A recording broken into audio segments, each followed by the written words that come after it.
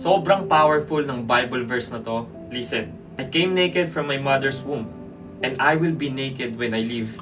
The Lord gave, and the Lord has taken away. Blessed be the name of the Lord. Anong ginagawa mo ngayon?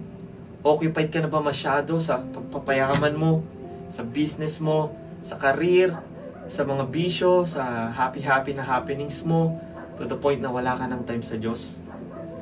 Let me tell you this. One day, you will die. Your title, your wealth, your money, everything, it will not matter. Gone. As in, wala. Kilala ka nga ng buong mundo. Kung hindi ka naman kilala ni Jesus, then you have nothing. Sobrang lakas ng impact ng Bible verse na to dahil I see someone dito sa social media, very famous siya. Mayaman din, sobrang yaman din, no? He doesn't believe in God, pero bukod doon, nilalait niya ang Diyos, minamak niya ang Diyos. I don't believe in your sky daddy. So he doesn't believe in God, but minamak niya ang Diyos. So it doesn't make sense, diba? Kung hindi ka naniniwala na may Diyos, bakit mo nilalait ang Diyos? At ito yung nakikita kong problema sa mga rich people, no? Hindi lahat, dahil may mga mayayaman na Kristiyano talaga. Most of rich people na hindi naniniwala sa Diyos, blinded sila ng kayamanan nila.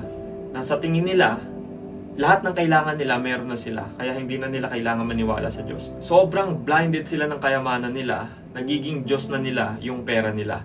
Na they think na lahat ng kailangan nila sa buhay, meron na sila. At hindi na nila kailangan ng Diyos sa buhay nila. Or meron din naman na nakakalimot lang. No? Naniniwala na may Diyos, pero nakakalimot na sa Diyos. Sa sobrang busy ng buhay sa pagpapayaman. Wala pong problema sa pag-iipon ng pera. Para sa future nyo, sa family ninyo. Pero kung yan ay nagiging hindrance na makausap nyo ang Diyos, magkaroon ng personal time with God, naku po, nagiging Diyos nyo na yung pera. At alam nyo, isa yan sa sign ng end times na yung mga tao talagang mag-iipon ng pera. Kumbaga, parang mauubusan sila ng kayamanan dito sa mundo. Kung mas pinaprioritize nyo na yung pagpapayaman nyo kaysa sa Diyos, idolatry na yan. You are making your money your God. At papasok na rin dyan yung contentment. Sabi sa 1 Timothy 6:7, for we brought nothing into the world, and we cannot take anything out of the world. Kung nagagamit nyo po ang yaman nyo to glorify God for His kingdom, then that's good po, no? Pero kung tayo'y nag-iipon lang ng pera para sa pansariling interest natin, para magawa yung mga vision natin, then that's wrong. Don't ruin your lives para lang makuha yung kayamanan dito sa mundo. Dahil ang kayamanan dito, sabi sa Bible, nabubulok, nananakaw.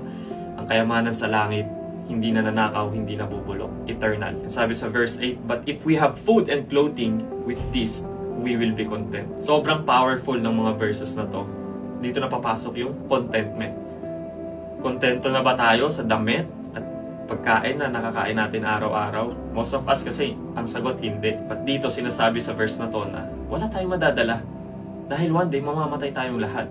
So bakit tayo gagawa ng kasamaan para lang makuha lahat ng kayamanan sa mundo? Dumating tayo dito ng hubot-hubad. As in, walang power, walang possession, wala kahit na ano.